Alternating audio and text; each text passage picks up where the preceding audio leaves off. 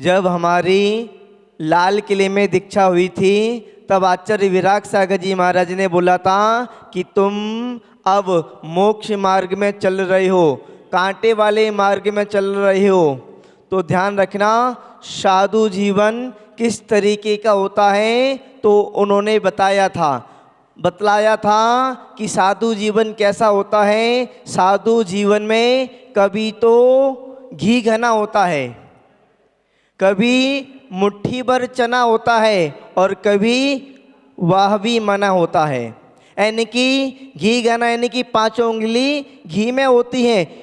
साधु के पास कभी कभार तो इतनी भीड़ आती है कि समा नहीं पाती, पैर रखने की जगह नहीं मिलती।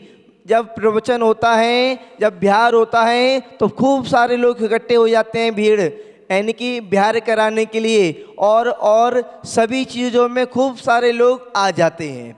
और कभी बैठने के लिए बहुत बड़ा आसन मिलता है, कहीं पर छोटा आसन मिलता है, कहीं पटा मिलता है।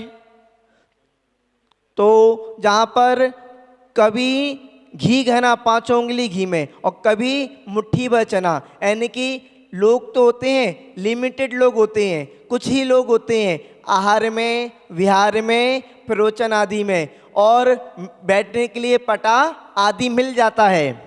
और कभी वो भी मना हो जाता है, यानी कि एक भी व्यक्ति ना तो विहार में होता है, ना प्रवचन सुनने के लिए आता है, और ना आहार में होता है।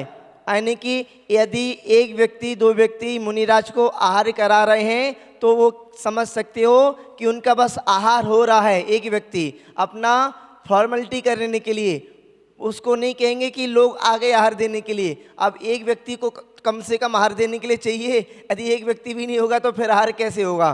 तो इक्का दुक्का व्यक्ति, कभी वो भी मना हो जाता है। आहार में भी कोई नहीं होता, विहार में भी कोई नहीं होता, प्रवचन सुनने के लिए भी कोई नहीं होता, और बैठने के लिए पट्टा भी नहीं होता, पाटा भी नहीं होता, धरती मिलती है बैठने के लिए। तो साधु जीवन ऐसा होता है, कभी यानी कि घी घना होता है 5 उंगली घी में, कभी मुट्ठी भर चना होता है, कभी वो भी मना होता है। इन सभी स्थितियों में समता भाव को धारण करो, सुख में दुख में समता को धारण करो, यही साधु जीवन है।